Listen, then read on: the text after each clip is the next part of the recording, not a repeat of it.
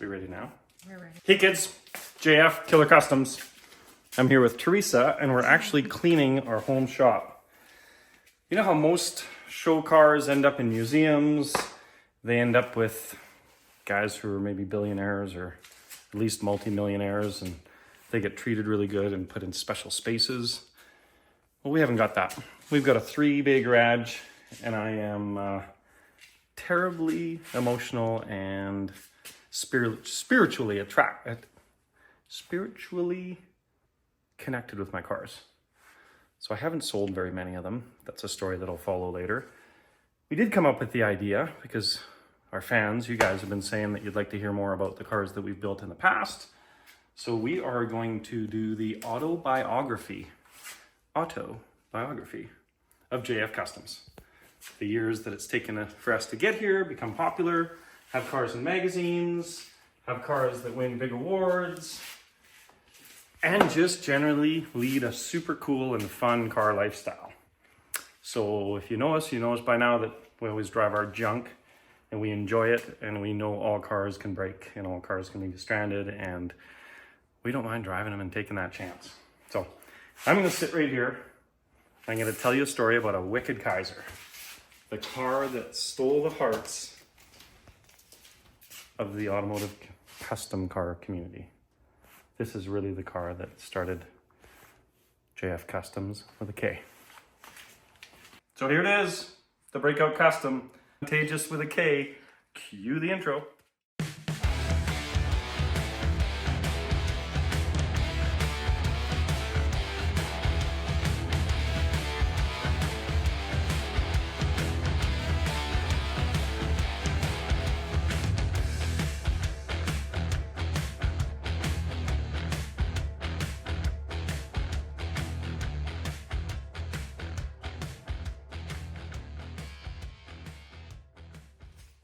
This car is a labor of love.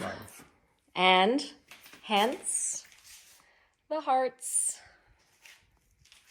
The hearts. There it is. I don't think you're going to be bored. No, it's pretty exciting. This is it. We're going to go through every picture. Contagious started out, actually, believe it or not, in this very garage. At the time, a guy by the name of Barry Bloomy owned this house, and he had a small car collection. He approached me at my wrecking yard and he knew I was an automotive painter. He wanted me to paint his 53 Kaiser. And I said to myself, I'm no longer a painter, I'm a businessman. I'm gonna make money by selling parts. Unfortunately, the week later, I found out that my mortgage payment was due and we hadn't sold enough parts. So introduced me right back into my automotive trade. And I decided to paint a 53 Kaiser for my good friends, Barry and Carol Bloomy. Believe it or not, these Kaiser pictures on the wall are from when he had his Kaiser in this garage. The start of it was me trying to figure out how to paint the car pretty, and I really thought the car was one of the ugliest cars on the planet. I thought to myself, why is this car so ugly? And how does a company get to the point where they actually produce a car that's ugly? First, you have to kind of think of it, invent it, draw it out, design it. It has to go through a whole level, like a whole bunch of levels of bureaucracy before it actually gets stamped out in metal and gets produced and ends up looking like a butt ugly car, right? At the time I was doing overhauling with Chip Foose, I remember him saying he cut the ugly out of a car, and I thought, there's gotta be a pretty car in here somewhere. So the condition was that his wife and I would pick the colors for the car because he really had no idea what color to paint it. And really the car looked like a green Muppets Take Manhattan kind of super ugly car. Carol and I decided the car should be like a pewter and kind of a vanilla color and thought that would look really, really slick. The car lived here. 20 years later, I now own the house. You can see on the wall here, there's already pictures of Kaisers. Those never actually left the wall. So I think that's really nostalgic. So what kind of a team of hundreds of people would actually believe in a car if they thought it was ugly? I thought there has to be something to this. And after having way too many beers one night, I decided to take a giant set of white walls, stuff them in the rear quarter panels, and then tiny little white walls on the front, and physically laid the brake drum on the ground and tucked a wheel in front of it and realized that if you lowered this car, there was actually something to the shape of it. It's the only car to have heart-shaped windows. It has so many unique features that I thought if I just cut the ugly out of this car, maybe I can have something. And that's where Contagious was born. We went down to Loomis, Washington, where Barry had bought a car just for the Manhattan trim. So the Manhattan was the super Gucci trim. Would have been like Eldorado with a Cadillac. And we went down there looking to buy a 4-door that I could cut into a 2-door, cut the roof down, not section the car, but at least channel it and shorten it, do a whole bunch of stuff. And when we got there, Fred actually said, "Why would you cut down a 4-door? You know I have a 2-door." So sure enough, we went to the back of Fred's property, and I want to say it was around $1,000. He sold me a Kaiser 2-door that didn't have an engine or something like that, which was irrelevant. I didn't want an engine in mine anyways. Was that Fred's Ford's? Yeah, Fred's Ford's. The place where we went and picked up the 34 Ford? Yep, the place where we've been to a whole bunch of times this year. That's awesome. Yeah, that's really cool. Another addition to the story and the people that you meet along the way. Got the car home, get it to the wrecking yard, and I immediately decided that I was with my buddy Kenny Helm that day and Colin Stevens. We immediately decided that the car had to be lowered. And this is literally 2 minutes off the trailer. It's late at night. We've been busy, but I wasn't going to leave that alone. So I proceeded to jack the car up, literally cut the springs with a cutting torch into small halves so I could fish them out of the A-arm section, and cut the rear leaf springs in half just to get the car to have a stance and sit right. And instantly we knew we had a winner. Didn't know how I was going to get there. Didn't know if I had the skills, but I was going to learn them. And away we went. Awesome. So this was at your old shop that you started? It was actually in the basement of my house. Oh, that was at the basement of the house just down around the corner. Mm-hmm. Oh, cool. So did you have a sketch drawn? Did you draw a sketch out of the car before you started, or somewhere in the midst of it? I actually didn't have the skills to draw a car at that time, or I thought I didn't anyways. So instead of doing that, I actually photocopied pictures of the car and used a pair of scissors and physically taped the roof down lower, shortened the car about 6 inches, mm-hmm. taped it back together, cut the big bumpers off, mm-hmm. Photoshopped photocopied another set of wheels that were bigger, sort of stuffed them in there, and created kind of a loose vision of what I thought the car should be. I learned then that there are rules about cars, and a chop that's accurate, not over chopped and not under chopped, is typically 1/3 of the body section. So that's not a hard and stone rule, but it's something that really worked for this car. It led me to chopping the roof roughly 6 inches, stuffing the windshield down into the cowl. So the first big heavy mods that had to be done, and I knew I had to do them before I went to chassis building or anything like that. I wanted to keep some of the structure alive, is I cut the roof off the car completely. Then I cut the car in half right behind the doors. I wanted to chop the roof somewhere in the neighborhood of 6 inches, but I wanted to look really aesthetically correct. See, the car was a sedan with sedan doors, and I wanted to make it a 2-door hardtop with a really fine sort of A-pillar, more like, say, a bubble top Chevy. So first thing, cut the roof off, cut the car in half. I want to say I cut 8 to 10 inches out of the length of the car and then tacked it back together. Then I sort of reinstalled the roof loosely at roughly 6 inches a chop with all the sedan stuff taken out. And the car did start to have a look at that point. So I thought it was good enough that I started to basically glue stuff back together with the welder and proceed on my heavy modifications. One of the coolest things I did in the car is I put an S shape in the back of the doors, and I've always thought that was really super special. I haven't seen it done on any other car. The heart-shaped windows were super important, and it had heart-shaped taillights, so I wanted to play on the heart shape for the rest of the car if I could. We went into, I went into building a chassis now that I had a wheelbase sort of picked out once I shortened the car. And I took a set of pre-bent rails and a Dale Jerry front end for the car, which I thought was really cool because I wanted to run C4 front suspension. Again, I had a wrecking yard at the time, so I thought anything I could use that was a repurposed part would keep the car really affordable. And having just had a couple fresh kids, we really didn't have the money to build a world-class car, but I had enough drive to try anyways. You said that there was 3 Kaisers that you bought from Fred. Did that come later? Yeah, what happens is when you start building a heavy custom, especially one that's this unique and this rare, you're way better off to buy a car, an extra car for, I think he was selling me those cars at $700 or $800. So it was easier to have extra cars that way if I ever needed a hood.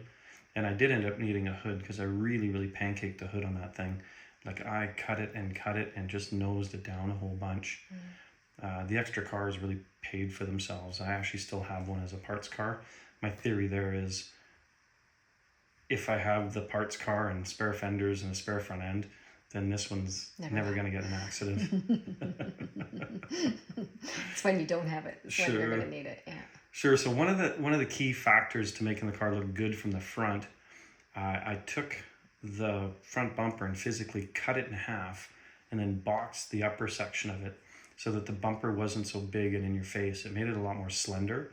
I tucked it right back into the car and then took the original center grill bar, got rid of all the extra trim, and physically made a floating grill bar in the center of it, which I thought looked really cool. It confuses people because it really has a small resemblance to like a shoebox Ford, but it also looks a lot like a Henry J, of course, because they're in the same family, but it's really hard to pinpoint what that actual car is. I handmade out of a 1/4 inch thick flat sheet metal, I handmade the actual chrome that goes along the hood and sort of tapers into the fenders there, and did, I think, Jeep Liberty headlights. At the time, a lot of people were using mini headlights, and actually back then it was, what was it? It was Mercedes headlights, I think, that Troy Trepanier had used in Sniper. So I wanted something just a little bit different, and the Liberty headlight actually was nice and round and fit the theme of the car. So customized the front fenders, heavy customization in the doors, quarter panels, of course, were customized. There's a really neat body line that ends, sort of 2/3 of the way up the belt line of the body on the quarter panel. And because I had shortened the car so much, that body line sort of found its way to the edge of the door. And I thought, do I end it right at the edge of the door? That'll look like it's not a design feature. So I physically hammered and dollied the continuation of that line right into the door. And it goes probably 4 or 5 inches deep into the door, and it's about a line that's like 10 inches long. We'll show you pictures of that because it's really cool. The back end of that door has got so much metal work, and it was before I really knew how to use all the tools, but I wanted it bad enough that I just pushed the metal around till it got to where I wanted it to be. The body had minimal rust, so it was a couple patches in the quarter panels and just a lot of reshaping. And luckily, if any of you have ever worked with 50s cars, you know that the metal is actually thick. So you can dent it one way and then dent it back the other way, and it doesn't get soft on you in oil can too bad. The hood had to be modified a whole bunch, of course, because of the pancaking, but I also took the cowl section and welded it to the back of the hood so that the windshield could slip down. Again, that's an old custom trick for when you don't have the funds to build custom glass. You got to put the glass in somewhere, and if you can't afford to chop it, and believe me, finding a new windshield for a 51 Kaiser was somewhat of a feat. Again, steps in Barry Bloomy. He bought a brand new one for his and said, hey, the guy has one more. Should I get it for you? And I'm like, yes, Barry, please get that for me. Right about that time when I had the car looking really, really good in bare metal, it was time to figure out the engineering part of the car. Having had a wrecking yard again, I trying to find the right motor for it. And this is, of course, 2002, 2004 that I'm building the car. And I didn't want to have an LS in it because I knew they were very common already. So I tried something different. I thought a luxury car should have something that's a little more luxury. And I put a Cadillac North Star in it. Now, as you know, most North Stars at that time were front wheel drive. So we put it in and twisted it 90 degrees. So it went in the car the way God intended. So chassis was basically almost a Pro Street chassis. At the time, the bigger the wheels, the better. We had done 20s on the 55. I knew that I wanted bigger, so we went 22s on the car in the rear. It's something that I don't know. I mean, back then it was super trendy. I wanted the car to be a real hit, and it was risky.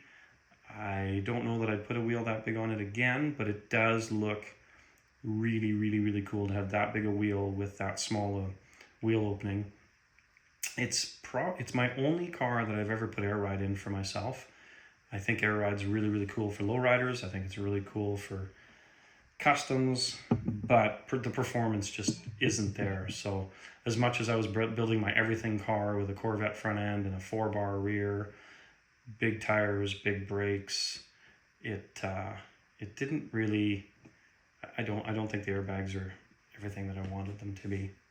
Now it's just really cool to get to where you're going and blow the air out of the bags and sit it on the ground. It's a showstopper. It's good.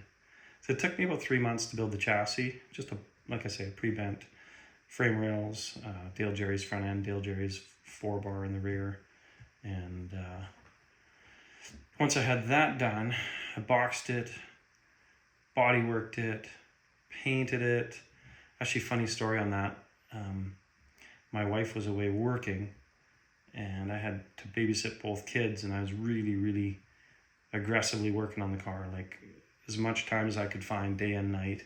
And what I would do is change both kids' diapers and go to my buffer in the basement and polish these aluminum control arms that I basically bought at a swap meet. Spindles, control arms, anything that was aluminum, the steering rack. I just buffed and buffed and buffed, because basically the idea was my time was free. So anything that I could avoid outsourcing was going to get me to the finish line a little bit quicker, right? So great sponsorship for paint. I guess I'm getting ahead of myself there with paint, but you always talk about that guy that helped you with Gene the Fensky, wagon. just one of my absolute best dudes in the industry.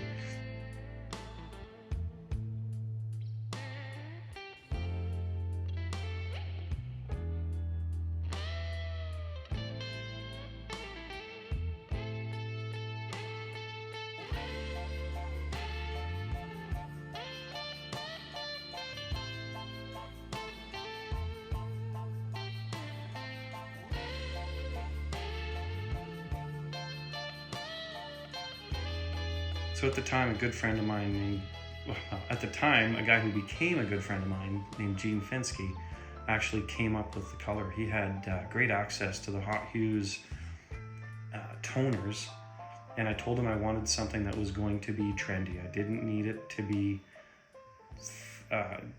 sort of fashionable still in 10 years. I wanted it to be like women's fashion. I wanted something that was going to be right on the edge, absolutely blow people's minds next year.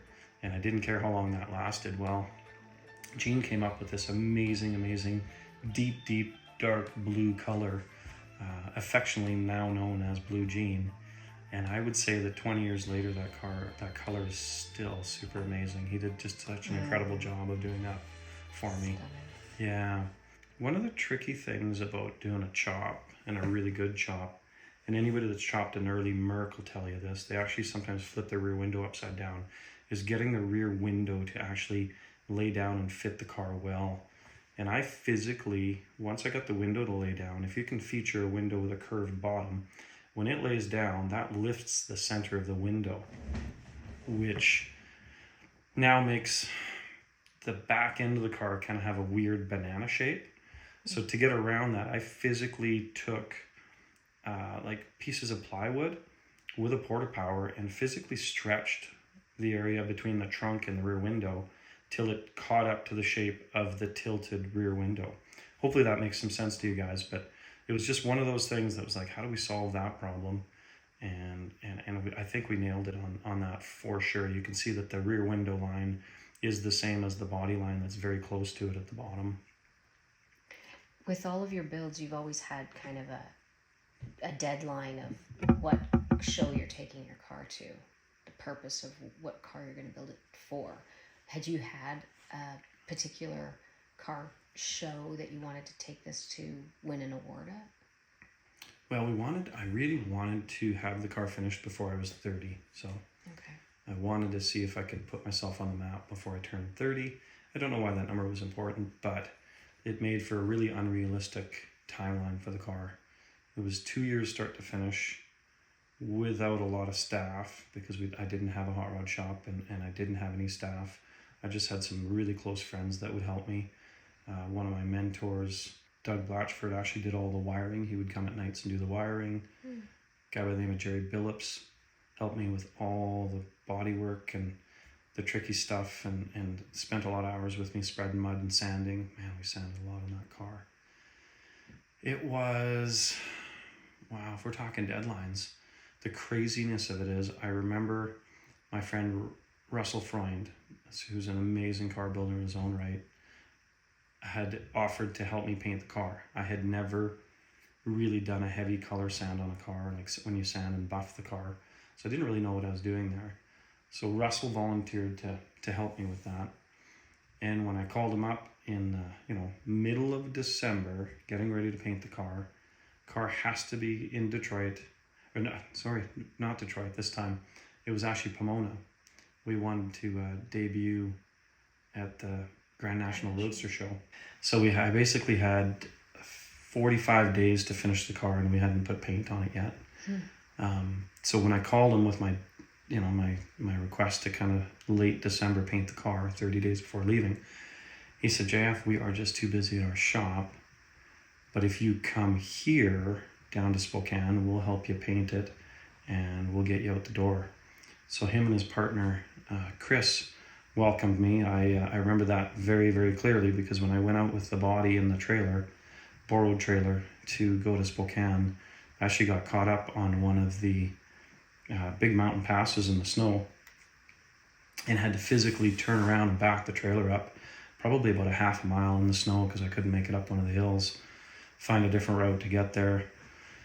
The car was painted New Year's Eve of 2004, which became 2005, and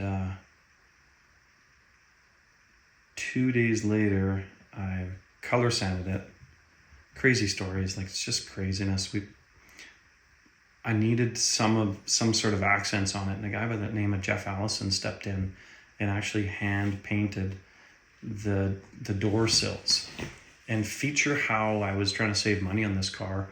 I couldn't afford billet aluminum door sills, but I could afford my time and welding, and I could afford little thises and that's to do custom stuff, but I really couldn't afford a lot of the stuff that we now do on cars. So Jeff actually came out and hand painted with an airbrush the Contagious in the door sills, what became the door sills, painted door sills, which looked like a super cool accent, but nobody's the wiser that I was trying to do that to save a couple bucks. He also painted the Contagious on the side of the fenders. It looks really, really cool to this day. So Russell helped me color sand the car, scrub it, polish, days of that really. And they sort of tapped me on the butt and sent me home. I want to say it was the 3rd or 4th of January with basically 2.5 weeks left to go with a painted body, no wiring sort of in the car.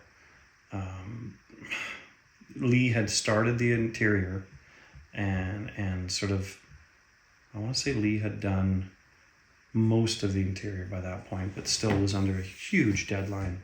He'd done some really cool fiberglass armrests for me, And Can we talk about the dash before we talk about the interior? well, we a can little talk bit? about the dash. Yeah, we're going into the interior. So yeah, the dash is actually, if you want some Kaiser trivia, the dash is the very first safety dash in the world. Really? So Kaiser actually was really, really headstrong about making the safest car on the planet at the time, and they actually padded the dash and had it very round, so there was nothing jagged to sort of hurt the passengers once they got thrown forward. They hadn't really decided to put seatbelts in cars still then. I know that they'd done a bunch of safety features to make the Kaiser just a little safer than most cars. So the dash is a blend of the original dash. I actually extended it into the doors with paint. Lee did some really, really nice one-off armrests, and we painted them to match that. The center console was also hand-built out of, I want to say exhaust tubing is what I built that out of. So sections of exhaust tubing and flat sheet metal. And Is that the original gauge? yeah, yeah, the Wow. actual, you guys want to hear another story about being cheap? The gauge cluster is a basically hand-restored gauge cluster with 0 wires to it. I could not afford the big cost of having one of these gauges sent away. So to this day, the car still has no gauge. It just has a really pretty gauge pod with needles that never move. But don't go telling anybody that. Yeah, so Lee Baxter's handiwork in the trunk. He made a beautiful heart shape for my sound system in there. Reupholstered the seats, created the rear seats from scratch, which is one of his big talents. And just sort of, I just sort of let him run with it. And as always, I mean, Lee's been doing our stuff since before that car, and never ever missed a beat. Got me to my deadline. Interior still to this day is fabulous. Yeah, it's meticulous. Yeah. Tricks, like, how did I save some money, right? Like, steering column in the car is actually a GM van steering column because they are beautiful, and that's what I did it sort of copied, but it's a wrecking yard piece. The C4 suspension was wrecking yard stuff or swap meet stuff. Transmission was just a rebuild. Are they that we micros did. build? No, that's another part of the story. Interesting. Yeah. Okay, so tell me about that. Well, what happened is, we're getting ahead of ourselves just a little bit here. Sorry. But 3 days, no, I want to say 10 days before the show, I got home in the snow and had just finished painting the chassis. So I was trying to get everything put together. Yeah, that's what it was. I got home with the body painted. The chassis was a million pieces. I assembled the chassis, and 10 days before we went to the show, I got my group of friends to come over, and we all we didn't play around, but we took 10 of us to physically lift the body back down onto the chassis.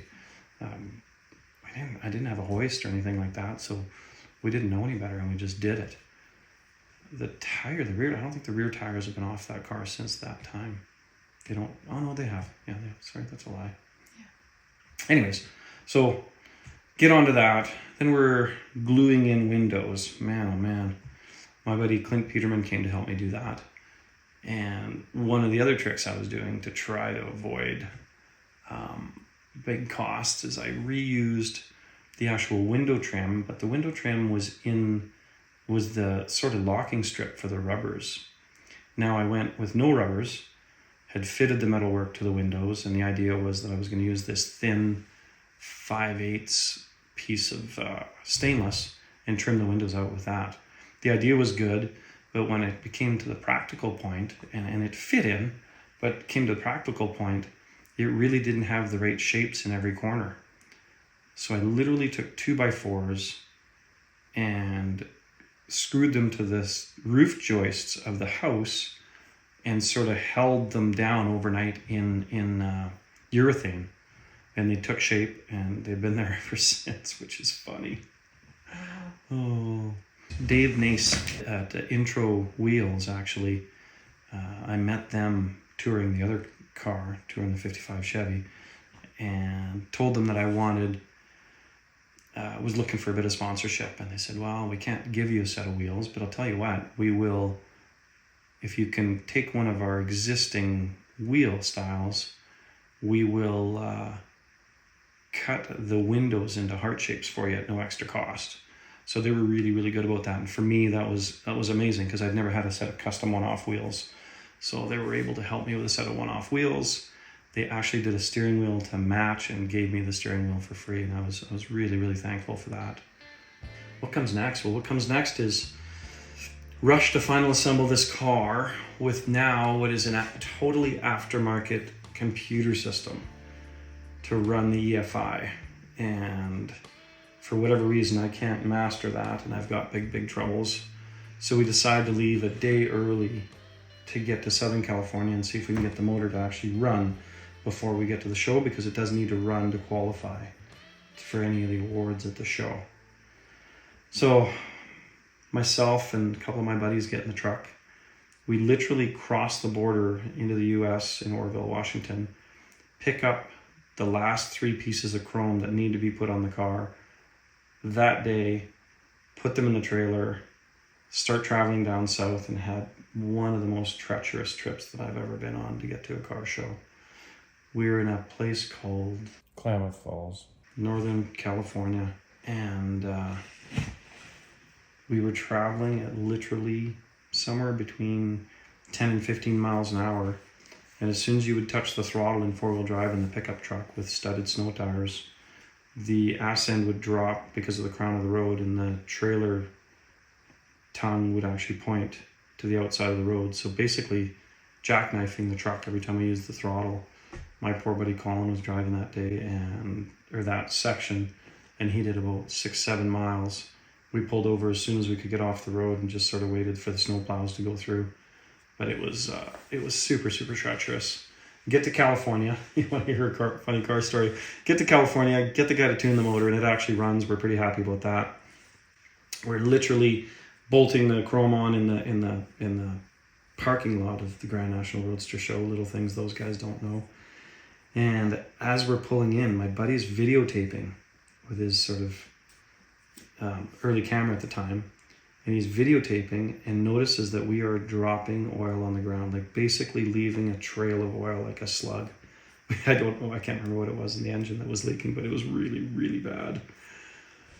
So we're pulling in, and he decides, he's a pretty smart guy, so he decides while he's filming, he literally drops the cleaning rag that he had in his hands and puts it under his shoe and drug the cleaning rag all the way to our parking spot just to clean up the oil so nobody would notice that we brought in a show car with gauges that don't work and leaking oil all over the place. Hilarious. We actually set it up on a rotisserie that weekend and dropped oil in a circle pattern all over the white carpet and destroyed the carpet. Was that Russell's? It was Russell's carpet. Russell's dad's carpet, actually. It was Claude Freund's carpet that he had lent me, and I basically destroyed it, unfortunately. Funny. So that weekend, I got to meet Chip Foose for the first time. He sort of snuck around and had a good look at the car. Got to meet one of my best buddies in the world, Mike Curtis, for the first time. And we talked cars all weekend and sort of boy bonded, if you like, because we seem to have similar tastes in cars and how they're built. And it was probably the longest car show weekend I've ever had, and the quickest at the same time. Everything was new. We'd never been to an indoor car show of that caliber. We had never competed with a car that was as capable as the Kaiser, and the car was incredibly well received. At the end of by the end of the award ceremony, we had won the Chip Foose Award. We had won Best Custom in our class, Best Overall Custom, Custom d'Elegance or something like that. We went home, needless to say, with a lot of hardware. Got back to Canada, and a really cool dude by the name of Terry Denemy got a hold of me. He says, JF, I want to feature that car in my new magazine. And that led to another lifelong friendship. Terry shot the car, and it'll always be a huge memory in my head how Terry treated me through that and since. So yeah, lots and lots of, well, actually, cool story, and I think I can tell it now because magazines are almost a thing that's forgotten.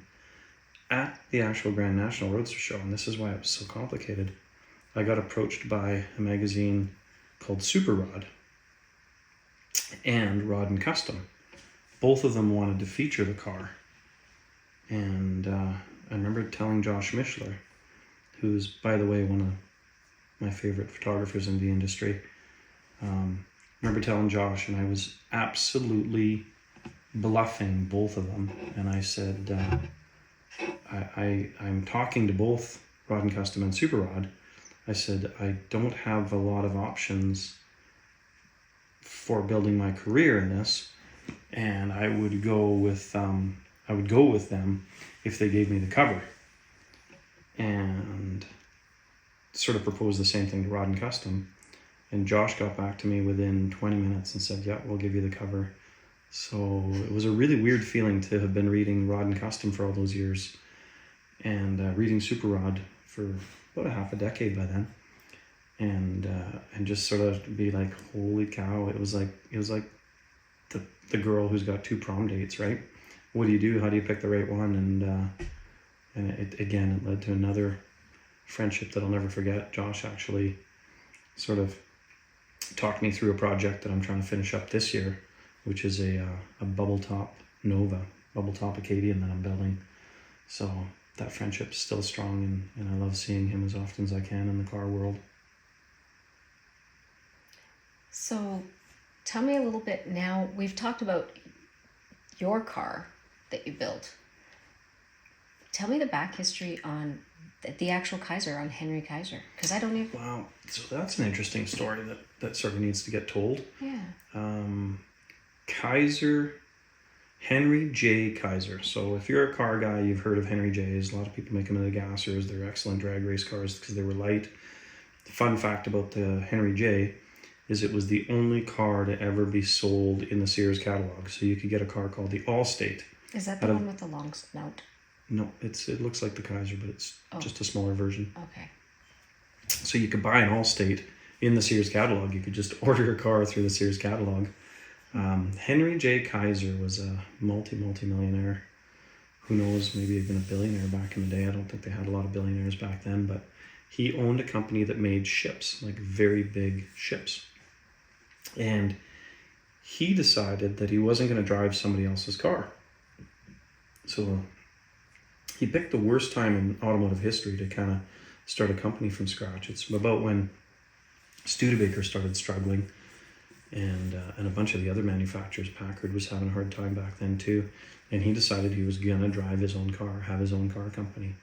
And they started the Kaisers somewhere in the 47, 48 with kind of a very, very ugly car.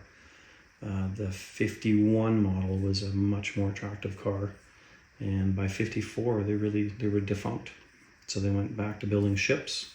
And the kind of a cute part of the story is that they have a large share in the aluminum market in the world, and the actual A-arms that GM either makes or gets made have Kaiser involvement in them still. So the A-arms in my car are still from the father family of the Kaiser car. Yeah, they just couldn't put it together in a very, very competitive car market. The Chevys were selling well. The Fords, I think, in the early 50s were probably outselling everybody, and there just wasn't room for another manufacturer at the time, and they did fail. So it's an interesting car company that has a very short story.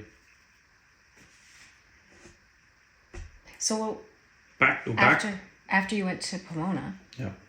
After that award, where did you go next? Do you remember? Yeah, we went straight from Pomona. Mm-hmm. The following weekend, or 2 weeks later, there was a show in Oklahoma, Darryl Starbird's show, and you could go there, and it was $20,000 to win Darryl Starbird's show. Oh my gosh. In Tulsa, Oklahoma, and I was completely broke. Carol and Barry Blumey from before, the guys with the original Kaiser, Had a truck and trailer at the time, and they decided on a whim just to take us all the way to Oklahoma and back. Made for a crazy, crazy story. Again, driving in the snow because it's the worst time of year to be traveling to car shows. We went to Oklahoma and got a stack of awards. But unfortunately, we didn't get the 20 grand. I haven't really been to Oklahoma since because it's a long ways to drive for that. But I'll never forget visiting Daryl Starbird and the crew and getting to meet some really great people in the car industry while we were there. Car came back, you know, and you come home and 5-6 months later, you get to see your car on the cover of a magazine that's just at the newsstand. It's the most surreal experience. You're literally driving the car to the newsstand that's on the cover of the magazine. So how many magazines did it go in? I don't know. I want to say 5 or 6, probably. Yeah. Yeah. And we've done a bunch of cool stuff with it. Like, we were at a Good Guys event one time on a Friday night, and we pulled in there to watch the drags, and they're like, hey, it's street drags. And some of my buddies are always good about getting me to do dumb stuff. So yeah, sure enough, we... Hold my beer. Hold my beer. I'm going drag racing with the Kaiser. Believe it or not, that car was actually a high 13-second car, which I thought was spectacular for a car with a big set of wheels like that. So yeah, drag racing, kids for ice cream, it's done it all. It's probably got a solid 6,000 to 10,000 miles on it. And of course, we don't know for sure because it doesn't have a working speedometer. Remember, we told you about that earlier. and it still stops people in their tracks today. Like just last week, we were at the restaurant there, and that guy was taking pictures of it for about an hour while we were inside. It's really a lot more car than people expected, and it's still, it's striking. I don't think any of the body mods are dated yet. I think it still speaks for itself. I did cool things like leave the chrome handles on chrome hinges on the trunk.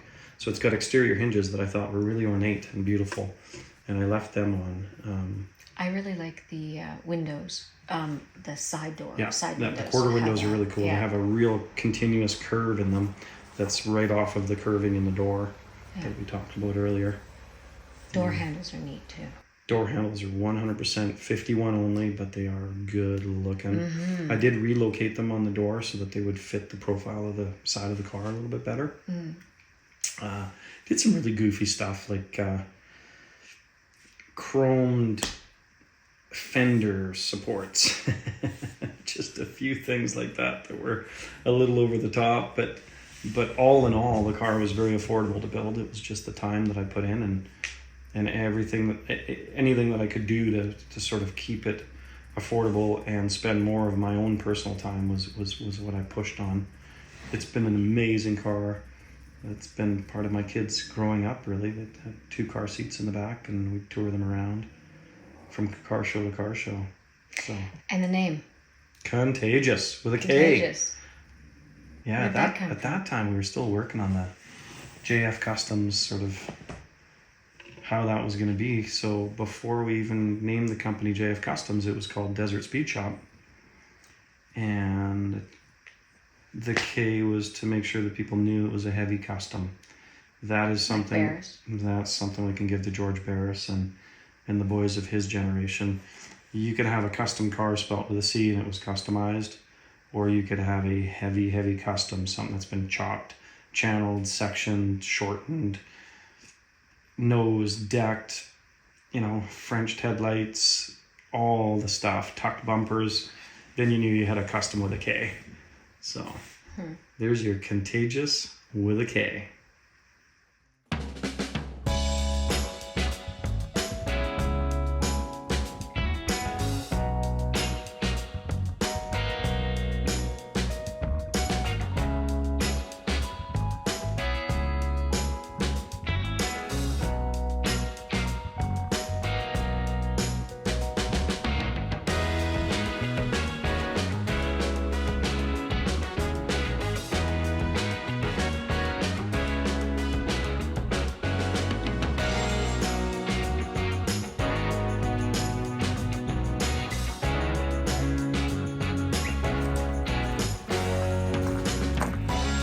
And there it is, the autobiography of the car that stole the hearts of the custom car world.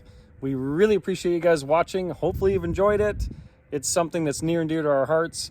We have like 30 other cars that we've built that I'd love to share the story. You let us know in the comments if that's some content that you're interested in. Let's do it. And subscribe to our channel so that you guys can watch all of the other episodes of the autobiographies of all the cars that we're about to do. Thanks again, guys. Bye. We appreciate it. Cheers.